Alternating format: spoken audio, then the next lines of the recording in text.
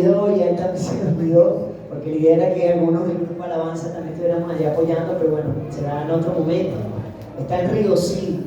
Entonces, si tienen a alguien por allá, un conocido, por allá, o en el evangelismo predicando, mira, hay una iglesia ya funcionando los domingos a las 10:30 en el centro comercial. No en Río Sí, Dante, que está en el otro lado. No sé cómo se llama eso. No. Mercanorte. ¿Ah? Desde donde está Daniela. En el norte, pero no. Bueno, por ahí por Río Sí. Donde está el rollo. Entonces están comenzando allá y bueno, están inaugurando ya ahorita a las 10:30, ya está comenzando ya. Entonces la obra se está haciendo, se está expandiendo. Entonces ahorita precisamente con el colegio que estamos trabajando también es de allí, de la vivienda. Entonces la idea es conectarlo con esa iglesia, con el cuerpo de Cristo, y que bueno, esas personas puedan congregarse y puedan consolidarse. Amén. Entonces, bueno, quiero compartir un mensaje. Tengo tiempo que no comparto este mensaje, pero sentí en mi corazón hoy de compartirlo. A Lucas capítulo 18, versículo 9. Lucas capítulo 18, versículo 9.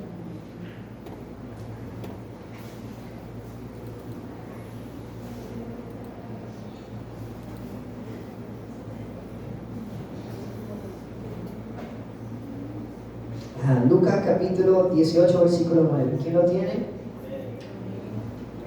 Voy a leer. Algunos que, confiando en sí mismos, se creían justos y que despreciaban a los demás, Jesús les contó esta parábola. Dos hombres subieron al templo a orar. Uno era fariseo y el otro recaudador de impuestos.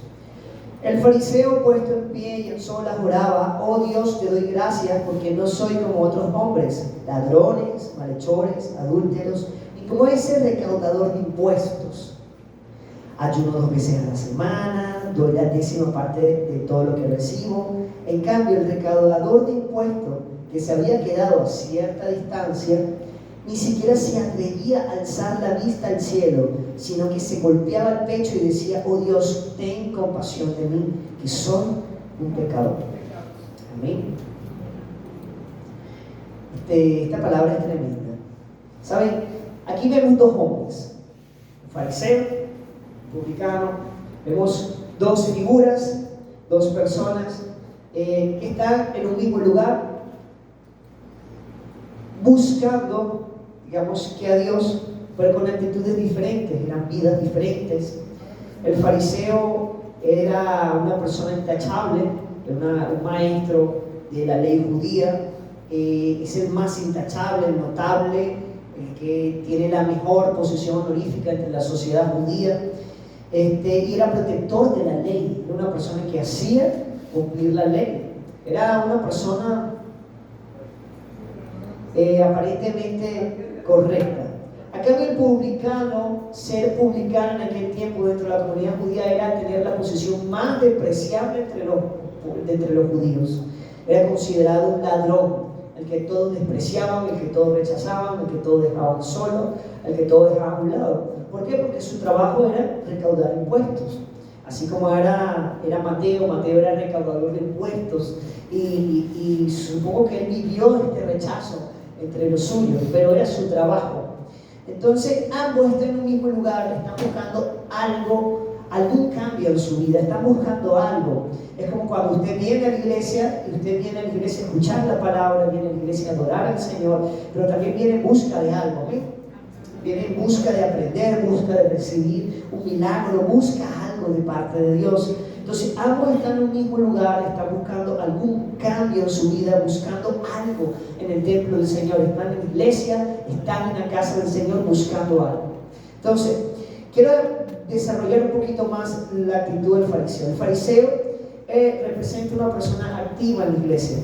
Es una persona que constantemente va a la iglesia, que sirve, que diezma, que ayuna, que intercede, que está metido sirviendo, que es un activo en la iglesia, ¿ok?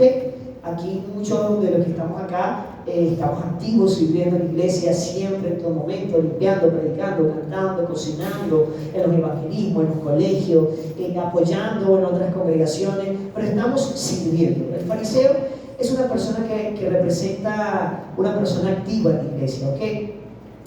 Muchas personas, escúcheme bien esto, muchas personas creen que por estar en el lugar correcto o hacer las cosas correctas y externaliza o actúa como la religión, la sociedad o la comunidad les exige, eso les va a garantizar espiritualidad.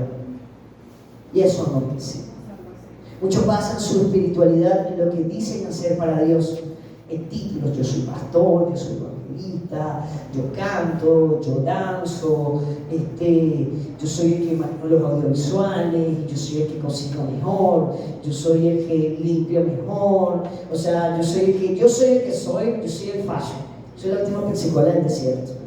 Entonces, muchos basan su espiritualidad en lo que dicen hacer para Dios, en sus títulos, en el hacer, en el día a día, pero nunca han tenido un encuentro con Dios que nos transforme. Y tenemos que cuidarnos de esto. Tenemos que cuidarnos de comenzar a servir. Yo honro, porque Sembradores de Vida es una iglesia que es servidora. Y cada persona que está sirviendo en la congregación, desde el apóstol hasta el que limpia, son personas servidoras. Y yo he ido a muchísimas congregaciones y eso no se encuentra en casi todos lados. No se encuentra. A veces nosotros vamos a una congregación y no nos dan ni un vaso de agua, pero estamos dispuestos a servir. Entonces,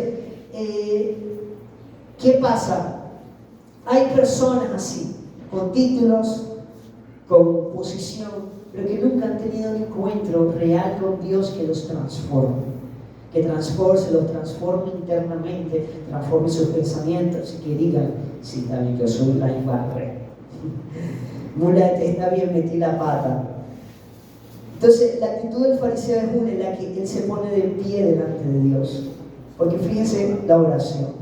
Dice: Señor, dos de los hombres subieron, el fariseo puesto en pie, a solas, oraba: oh Dios, te doy gracias porque no soy como aquel que está allá, un ladrón, como los ladrones, los malhechores, los adúlteros, los fornicarios, y como ese recaudador de impuestos. Ayuno 2 veces a la semana, doy la 10ª parte de todo lo que recibo. En cambio, el recaudador de impuestos está por allá lejos. Yo hago lo que Dios manda, lo que Dios dice. Entonces, un religioso, ¿sabe?, no puede tener intimidad con Dios porque no lo conoce. Nosotros no podemos profundizar, amar a Dios si no lo conocemos. No podemos amar ni adorar algo que no conocemos. Yo no puedo estar enamorado de una persona que yo no conozco, porque si no es un capricho, es un idealismo. Pero eso no lo mismo funciona con Dios. Como yo siempre le digo a los muchachos, si mientras más yo conozco a Dios, conozco sus atributos, conozco su carácter, qué es lo que él ha hecho, qué es lo que está haciendo en mi vida y qué es lo que va a hacer, yo me enamoro más, yo lo conozco más, yo lo voy a conocer más, porque mientras más lo amo, mientras más lo conozco, más lo amo. Y mientras más lo amo, más adoración yo le voy a dar. Entonces, un religioso no puede tener intimidad con Dios porque no lo conoce, porque su actitud misma no lo permite. Su actitud no lo permite. Tiene la forma del cristianismo, pero no la esencia. Y esto se convierte en religión. A veces tenemos la forma, tenemos la estructura, tenemos la apariencia, porque si mira cómo se viste, va religiosamente todos los domingos a la iglesia, va religiosamente todos los martes a la iglesia, a servir, a cantar, a predicar o a asistir, tener la apariencia, pero en mi casa soy otra cosa. En mi casa manifiesto soberbia, orgullo, arrogancia. Entonces mi esencia es otra cosa. Entonces el fariseo se compara con los demás pensando que es el mejor. Yo soy el que ofrendo, yo no soy como los demás, yo no soy como yo no soy como aquello, yo no soy yo. Entonces las personas que se comparan con los demás lo hacen para sentirse mejor o peor. Yo le decía a los niños en el colegio que cuando nos comparamos, eso genera en nosotros complejos. Porque el complejo viene a raíz de comparaciones. Porque yo me comienzo a comparar con el que tiene, con el que no tiene. Entonces yo me busco comparar y eso es malo. Eso es peligroso para nosotros y para las personas que tenemos alrededor. Nosotros tenemos que honrar la vida de la otra persona para inspirarnos y para crecer más, pero no para compararnos. Entonces, cuando vivimos en comparaciones sin darnos cuenta, estamos viviendo el síndrome de ese fariseo. ¿Saben cuál es ese síndrome del fariseo? El orgullo. Y es la persona que tiene acá, el orgullo. El orgullo es el síndrome del fariseo. Cuando vivimos en comparaciones sin darnos cuenta, estamos viendo el síndrome de ese fariseo y eso se llama orgullo. Porque yo me comparo para sentirme mejor o peor. Y este es el punto que yo quiero tratar en esta mañana, el orgullo. El orgullo mata el crecimiento. El orgullo mata a las personas. El orgullo divide familias. Te inhibe y te aleja de la presencia de Dios. El orgullo te aísla de los demás. Y el orgullo tiene dos caras. O sea, tiene dos caras en que aparentemente estás bien, pero realmente estás mal. El orgulloso que es altamente orgulloso y arrogante, es como el mal aliento, que todos se dan cuenta que lo tienen menos él. Todos se dan cuenta, los que están al lado se dan cuenta que eres un orgulloso y eres un soberbio, pero tú no te das cuenta. El orgullo mata el crecimiento, mata a las personas, te aleja de la presencia de Dios. La soberbia te hace resentido y busca defender su propia opinión y envidia siempre a los demás. El orgullo nos separa, nos aísla, nos vuelve arrogante, nos vuelve soberbio. El orgullo nos endurece. Mis hermanos, tenemos que cuidarnos de esto. De verdad. Siempre he dicho que el orgullo es el padre del pecado. Y estos días vi una frase de un predicador antaño que decía eso: el orgullo, todo nació del orgullo. El orgullo es lo que convierte a ángeles en demonios. El orgullo fue lo que convirtió a Lucifer en Satanás. El orgullo fue lo que hizo que Adán y Eva cayeran. El deseo de querer hacer lo que me da la gana. El orgullo siempre va a estar por encima del pecado. La soberbia nos hace resentidos. Una persona orgullosa puede ofender, pero nunca va a pedir perdón. Y cuando lo ofende, ay papá, agárrese los pantalones. Busca defender su propia opinión. La palabra arrogante significa alguien que no ruega ni escucha ruego. Proverbios 18, creo que versículo 1 dice que el que se aísla busca sus propios deseos y ante todo consejo se encolariza, se enoja. Y tenemos que cuidarnos de esto porque, ¿sabes? Es muy peligroso. En Cristo las cosas son muy diferentes. Entonces, siempre señalamos a la persona que ofende. Este me hizo, este me ofendió, este me habló mal, este me trató mal, tú me estás hablando feo, tú me tienes que hablar con amor, con cariño. Tú, si eres cristiano, tienes que manifestar a Cristo. Pero sabes, del tamaño de tu ofensa será el tamaño de tu orgullo. Tenemos que cuidarnos más de sentirnos ofendidos que de ofender a los demás. Porque una persona que alberga ofensas en su corazón es una persona que abraza, es una persona que ya está abrazada de su propio orgullo y va a buscar siempre defender su oposición. Y ante todo consejo se molesta. Y tenemos que cuidarnos de esto. Tenemos que cuidarnos. Es un veneno que dio origen al pecado. Es vivir siendo guiados por nuestro ego, por nuestro yo. ¿Sabe? Lucifer lo tenía todo. Tenía dones, tenía talento, tenía ministerio, tenía autoridad, estaba por encima de los ángeles. Era el más hermoso de todos los querubines. Dios creó música para él. Dice que alabanza, música salía de su ser.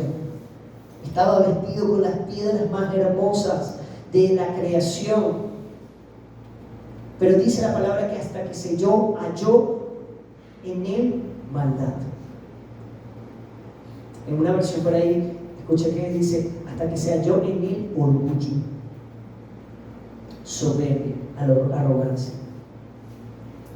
¿Qué fue lo que sucedió? Cayó.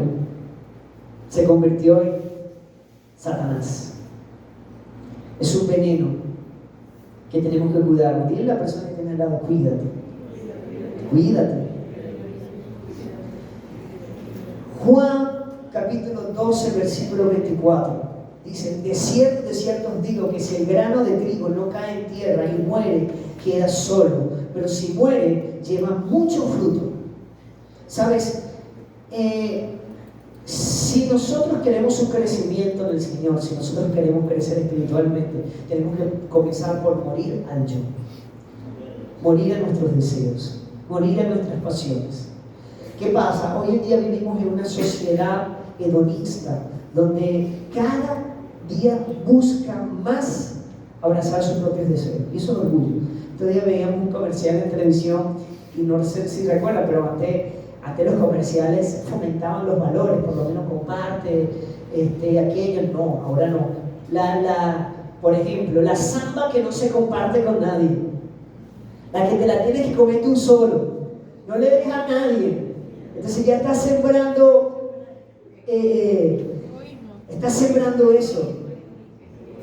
Estás sembrando egoísmo, estás sembrando yoísmo, estás sembrando orgullo. Entonces, lo mismo aplica con todo. Estos días, hace una semana atrás, un joven se confesó cosas muy fuertes. Y entonces él decía, yo sé que lo que estoy haciendo está mal, pero o es agradar a Dios o es yo ser feliz. Entonces yo le dije, tú no has nacido de nuevo. Solamente una persona que se responde de esa manera es una persona que no ha nacido de nuevo. Porque en la plenitud de Dios podemos conseguirlo todo y más. Pero si yo no sé conseguirlo es porque realmente yo tengo que examinarme. Tengo que ir más profundo en Dios. Porque si yo todavía estoy poniendo en duda, es que yo voy a la iglesia y entonces me piden cambiar, o no me gustan los límites, no me gusta que me estén mandando, no me gustan los consejos. Entonces, bueno, lo que te dé la gana. Entonces, muchas veces nosotros queremos cambios en nuestra vida, queremos crecer, ser un pastor, pero es que yo quiero predicar, quiero crecer, yo quiero ser así como usted, quiero alcanzar esto y aquello, yo quiero trabajar en tu obra, pero si yo no me di cuenta que todavía hay tantas cosas que morir en mi vida que yo no he muerto. Cuando dejamos de morir al yo, dejamos de cambiar. Cuando dejamos de morir al yo, perdemos la percepción espiritual. Y cuando dejamos de morir al yo, dejamos de crecer. Por eso es que dice, si el grano de trigo no cae en tierra y muere, queda solo, pero si muere, lleva mucho fruto.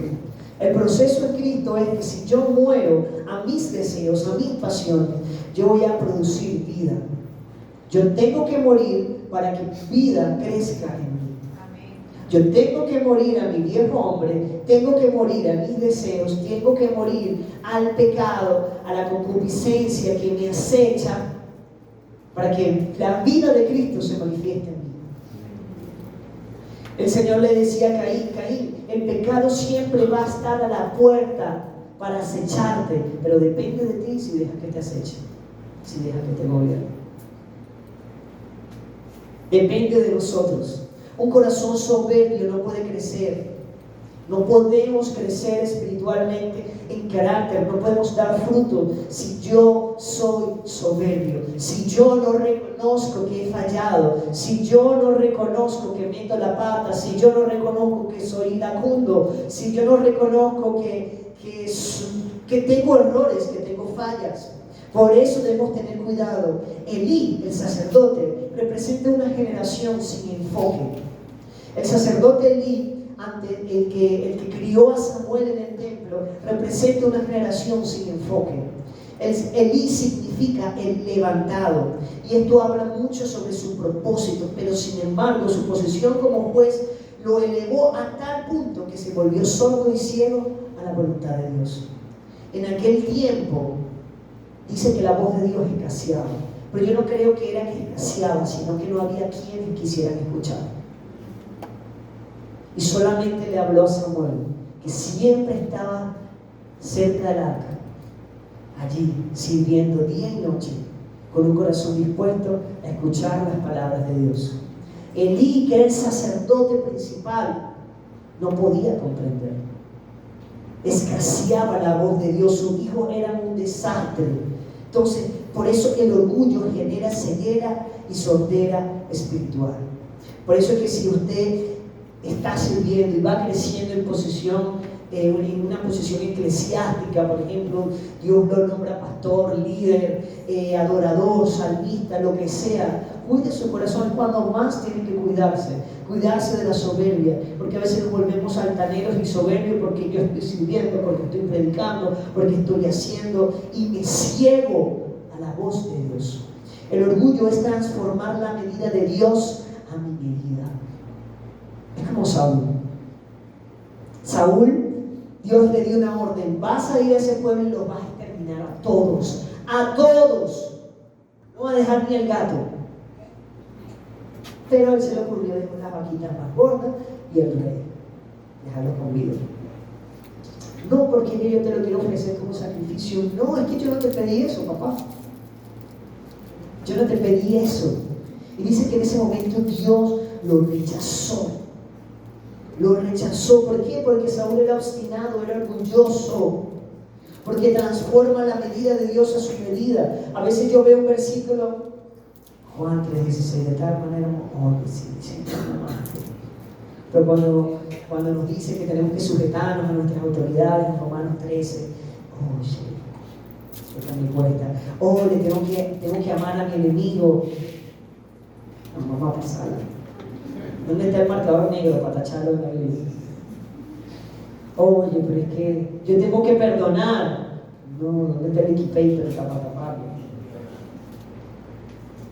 Pensamos que ya lo hemos alcanzado todo, que no lo necesitamos y tomamos lo que nos conviene. Cuando nuestra medida es Jesús, vamos a querer cambiar y ser como Él cada vez más. Esa es nuestra medida, esa es nuestra mayor medida. Nuestra medida debe ser Jesús. Cuando somos orgullosos, no solo corre peligro en nuestra vida, sino que la vida de las generaciones que están por venir. Y esto es algo que siempre le digo a los muchachos del equipo de alabanza y a todos los amigos míos también que son pastores y tienen llamado. Tenemos que cuidarnos, porque Dios no solamente me ve a mí, sino ve las generaciones que están detrás de mí. No solamente mis hijos biológicos, sino también los espirituales, aquellos que yo voy a levantar, que voy a servir, que voy a inspirar, aquellos con los que yo voy a ayudar.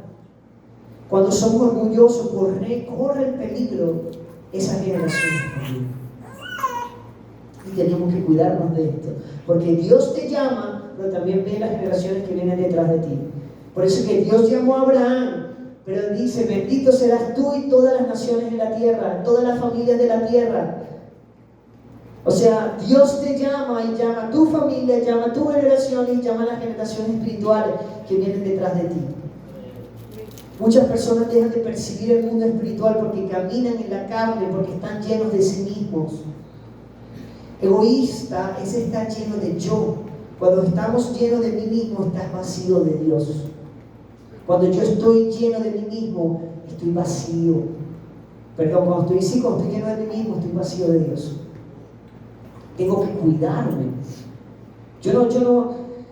Hay personas que son tan sutilmente orgullosos, que tú lo ves: oye, ya va aquel elegido, el predicador, y lo ves con dos tipos así, se suben la tarima a predicar y traen el vaso de agua, no. Tenemos que cuidarnos de esto, porque mientras más unción, más demanda y más humilde tenemos que ser. La unción no es para que se vuelva inalcanzable, es para que se vuelva cercana. Entonces, egoísmo es estar lleno de yo, estar lleno de mí mismo, pero estar vacío de Dios. Santiago capítulo 4, versículo 6.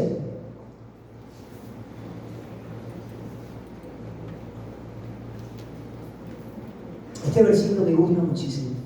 Pero Él da mayor gracia. Por esto dice Dios, resiste a los soberbios y da gracia a los humildes. Dios se opone a los orgullosos. Dios cubre su rostro a los soberbios. Dios hace así. Dios te sigue amando, pero Él se opone a los orgullosos. Se opone a los soberbios. Romanos capítulo 12, versículo 1, dice que algo tiene que morir para que algo viva.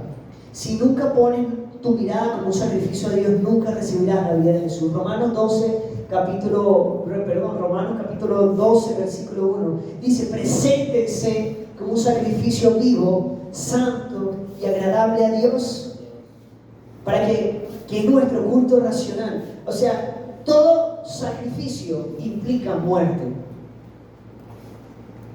Ya dejamos de matar animales, pobrecitos los animales. Ahora usted tiene que matarse usted mismo. Y no estoy hablando de algo físico, estoy hablando del corazón.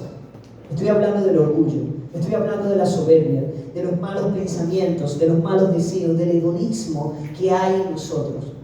El que no sabe qué es hedonismo es una persona que pone sus deseos por encima de todo y busca satisfacerlo. Es un idólatra de sus deseos. Entonces, algo en nosotros tiene que morir para que algo viva. Entonces, si nunca ponemos nuestra vida como un sacrificio a Dios, nunca vamos a recibir la vida de Jesús. Por eso que el apóstol Pablo dice que el que quiera ver la gloria de Jesús tiene que también pasar por su sacrificio. Hace tiempo, yo me acuerdo que venía de un campamento, yo tenía como 15, 16 años.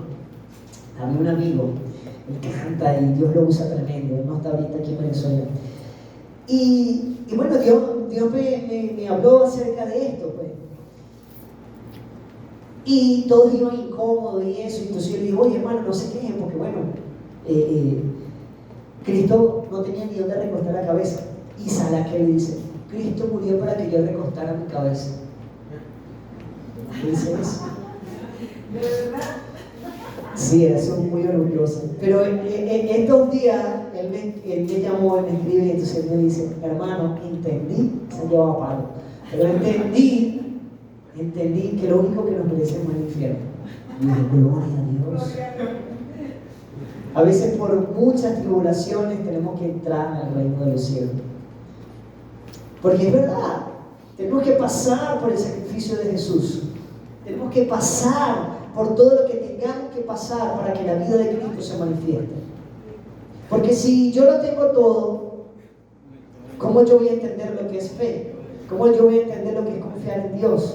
¿Cómo yo voy a entender lo que es morir a mí mismo? Por eso es necesario tener una verdadera humildad, por humillarnos a los pies de Cristo. Una persona humilde reconoce su estado y reconoce quién es Dios. Como el publicano. Vamos otra vez a Lucas 18. Versículo 13. En cambio, el recaudador de impuestos que se había quedado a cierta distancia, ni siquiera se atrevía a alzar la vista al cielo, sino que se golpeaba el pecho y decía, oh Señor, ten compasión de mí. Ten misericordia de mí porque soy un pecador. Señor, yo soy el peor de los peores, de los peores, de los peores, de los peores. Ayúdame, ten misericordia de mí. Ten compasión de mí. Una persona humilde reconoce su estado. Reconoce que sin Cristo no es nada. Fíjense lo que dice Isaías capítulo 57. Isaías capítulo 57, verso 15. Isaías 57, 15. Si me lo ponen en la pantalla, por favor.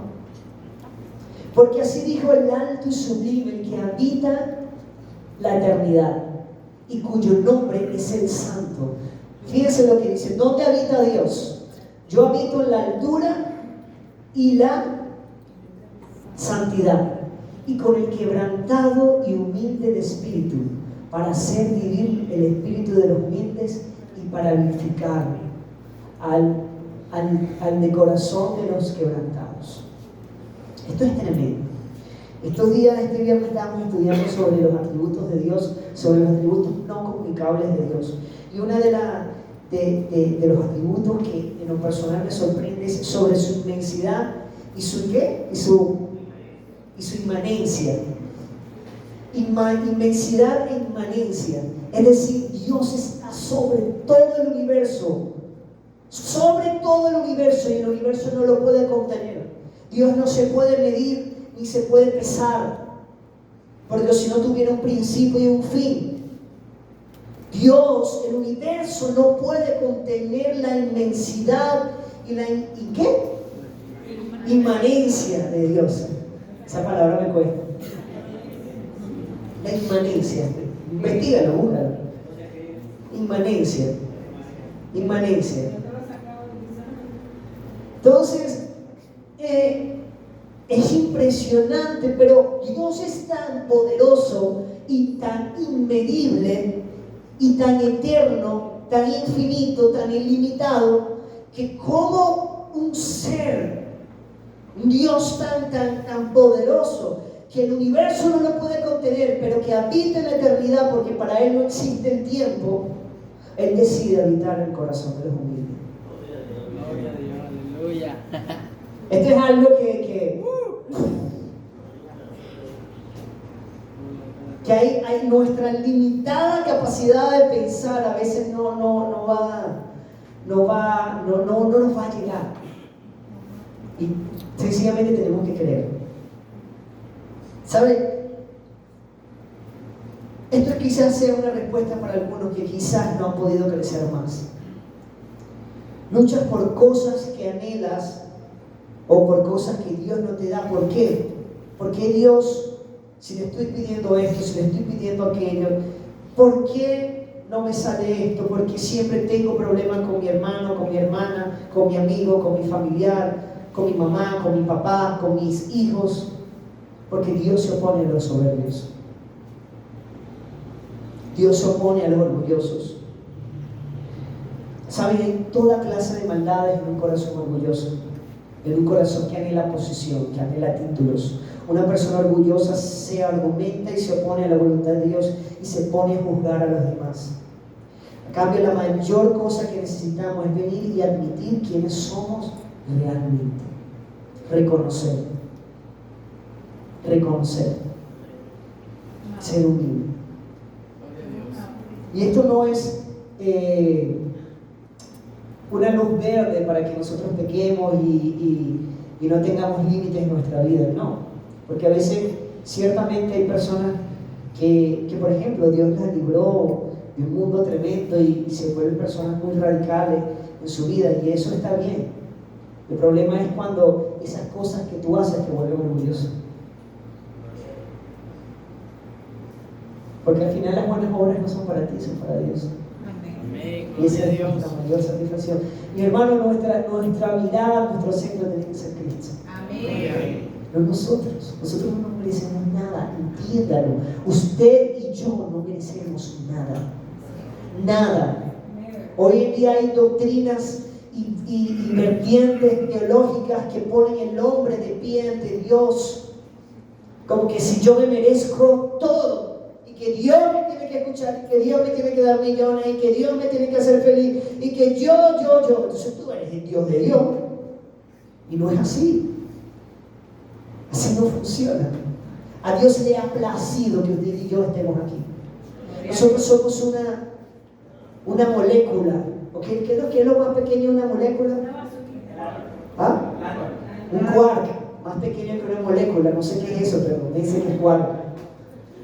O sea, nosotros somos una partícula insignificante ante la inmensurable grandeza de Dios. Y Él se aplace en los corazones humildes. Él habita en los corazones quebrantados. El Señor permite que vivamos circunstancias para reconocer y humillarnos ante Él. Dios revela que somos orgullosos en momentos de presión. Por ejemplo, Jonás. ¿Sí? ¿Quién se acuerda de la historia de Jonás? Jonás Dios le estaba diciendo, Jonás, tienes que ir para Nínive, pero Jonás quería poner la medida de Dios a su medida. No quiero ir para allá porque son un pueblo rebelde, un pueblo orgulloso y ellos no se merecen. Jonás se convirtió en juez antes de tiempo, o sea, quiso tomar la posesión de Dios. No voy a ir para allá y voy a tomar un barco, me voy a huir, voy a esconderme de Dios. Hasta que se lo tragó la ballena, se lo tragó el pez, monstruo. Y hasta que él lo reconociera, sí, Señor, él no iba a salir del pez. Y a veces nosotros estamos metidos en una cárcel que no nos damos cuenta, que Dios nos está pidiendo cosas, soltar cosas, librarnos de cosas, pero todavía nosotros estamos en una cárcel. Y nadie, escúcheme bien, nadie lo puede sacar a usted de ahí, solamente usted mismo. Tú me dices, pero Dios me va a librar. No, hay cosas que dependen de ti. Y si no, Dios fuera librado a Caín. Pero Dios le dice a Caín, el pecado está a la puerta acechando para dominarte, no dejes que te domine. A veces estamos en el vientre del pez, en una cárcel, en una prisión, sin dirección y todavía no entendemos por qué. Y vemos que tenemos problemas con todo el mundo y yo todavía pienso que yo soy la víctima. Ya, gente, mis hermanos, gente, muchachos, le iba a decir muchachas. Muchachos. ¿Saben? Hoy en día vivimos un tiempo donde las generaciones y las personas se hacen más víctimas de cualquier cosa. Muchísimo, muchísimo. Ay, que me miro feo. Ay, que... No me quiero. No, porque sacamos el gallo de la gallina, porque el gallo viola a la gallina, porque es muy violento el proceso de ello. Entonces sale por ahí un video loco de esos feministas.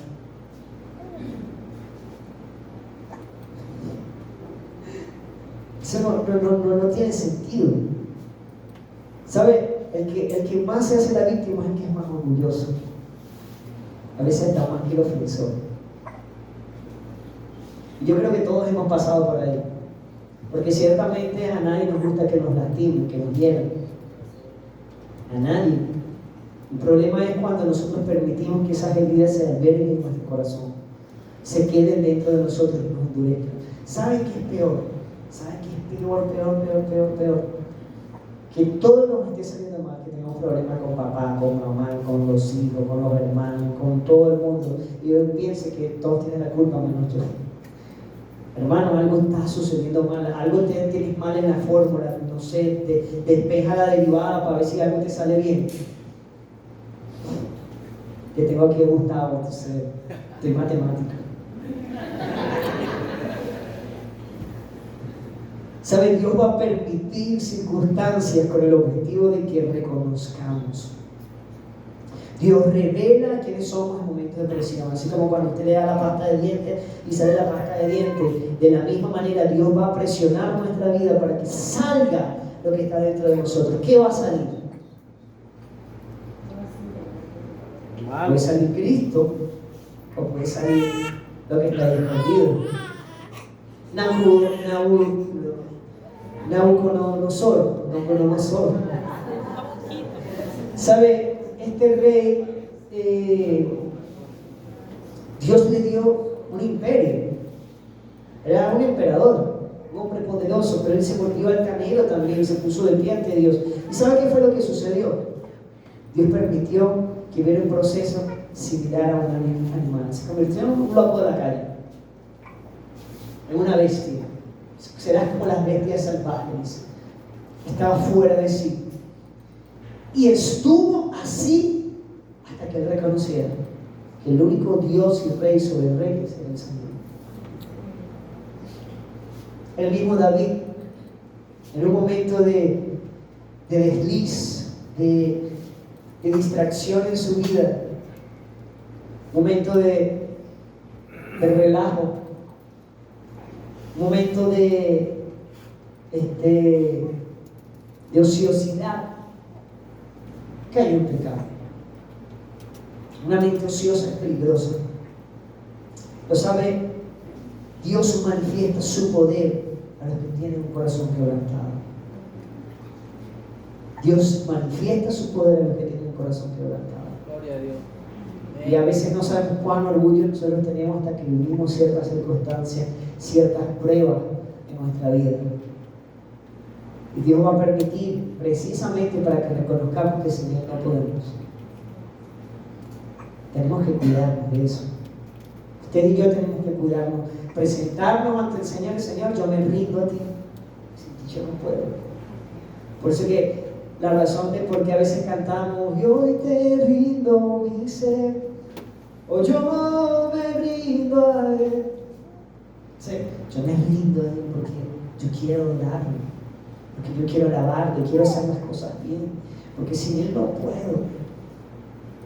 Separados de Él, nada podemos hacer. No hay nada más hermoso que una persona pueda reconocer sus errores. Porque sabes que cuando tú reconoces, le quitas la autoridad del enemigo para que te acuse, para que te señale. Y cuando tú más te humillas, más reconoces, más te inclinas, más te doblas ante el Señor, Dios te posiciona en lugares celestiales. Dios te brinda autoridad. Dios se manifiesta a favor de los que tienen un corazón quebrantado y humilde de espíritu. Dios se va a manifestar en la vida de esas personas. Vamos a Joel capítulo 2, versículo 12. Mire lo que dice Joel, capítulo 2, versículo 12.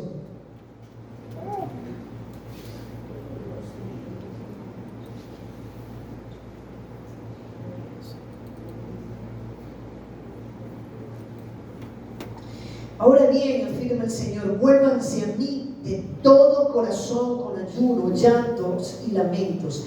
Rasguen el corazón y no los vestidos. A veces queremos aparentar cosas que realmente no están en nuestro corazón. Yo no estoy diciendo, ojo, yo no estoy diciendo que no lo haga. Hágalo, pero hágalo de corazón. Rasgue su corazón, humíllense delante del Señor. Exprésale alabanza al Señor. Yo no le puedo expresar alabanza al Señor estando así. A veces venimos acá y somos más espectadores que jugadores. Yo tengo que estar acá, levantar mis manos, rasgar mi corazón, humillarme, cantarme, brincar, saltar, arrodillarme, postrarme. Tengo que hacer algo para alabar y adorar al Señor. Son expresiones de alabanza. Entonces, aquí el Señor dice, rasguen su corazón y no las vestiduras, porque aquellos tenían la costumbre de rasgarse los vestidos cuando algo estaba mal. Pero su corazón estaba bien lejos por allá. Porque Él es misericordioso y compasivo, lento para la ira y lleno de amor. Cambia de parecer y no castiga. Tal vez Dios reconsidere y cambie de parecer y deje tras de sí una bendición. Las ofrendas de cereales y las ofrendas líquidas son del Señor su Dios. Voy a adelantarme. ¿Qué es lo que dice el Señor? Más adelante. Versículo 28, y después de esto, después que te humilles, después que me des ofrenda de alabanza, de adoración, después de esto, derramaré mi espíritu sobre todo ser humano. Los hijos y las hijas de ustedes profetizarán. Tendrán sueños los ancianos y los jóvenes recibirán visiones. Y en esos días derramaré mi espíritu aún sobre los siervos y las siervas. En el cielo y en la tierra mostraré prodigios, sangre, fuego y columnas de humo. El sol se convertirá en tinieblas y la luna en sangre antes del día del Señor de grande y temible. Y todo el que invoque el nombre del Señor será salvo. Pero todo comienza con un corazón rasgado ante el Señor. Dios se manifiesta, Dios manifiesta su poder a favor de los que creen y tienen un corazón quebrantado. Dios quiere que dependamos de Él. Dios quiere que podamos ser así como el fariseo y el publicano. Señor, soy el más pecador de todos, ayúdame. Pero de verdad yo quiero que tú me ayudes. Señor, soy el más miserable de todos, pero yo quiero que tú me ayudes. Yo me rindo a ti, perdóname. Tiene que ser algo sincero en ese punto de encuentro. Porque si yo no soy sincero con Dios, no soy sincero conmigo mismo, entonces me estoy mintiendo y no puedo avanzar. Yo avanzo a medida que yo reconozco, a medida que el grano de trigo cae en tierra y muere, eso va a producir vida en nosotros. Entonces, para que algo produzca vida en nosotros, algo tiene que morir. Entonces, ¿qué tiene que morir? ¿Qué tiene que morir en usted? Morir a su carácter, morir a su orgullo, morir a la soberbia, morir a la arrogancia, morir a los malos deseos, morir a las pasiones desordenadas que tú crees o nuestra carne cree que te van a hacer feliz. Pero realmente es una mentira. Es una mentira, son como letras pequeñas que tú no ves. Entonces, busca satisfacer tus deseos y cuando los satisfaces te das cuenta que te sientes más miserable que nunca. Entonces, el Señor lo que pide de nosotros es que usted se humille, que usted abrace la misericordia, la verdad, pero que te rindas delante del Señor, que usted pueda rendirse para que la vida de Cristo se manifieste en usted. Dios se opone al soberbio, Dios se opone al arrogante, Dios se opone al orgulloso, pero da gracia a los humildes. Usted quiere ver la gracia de Dios en su vida, reconozca. Humíllese delante del Señor, ríndase delante del Señor, ríndase, y que usted pueda vivir una verdadera vida espiritual, que el carácter de Cristo se manifieste en ustedes. ¿Va a fallar? Va a fallar. Va a fallar.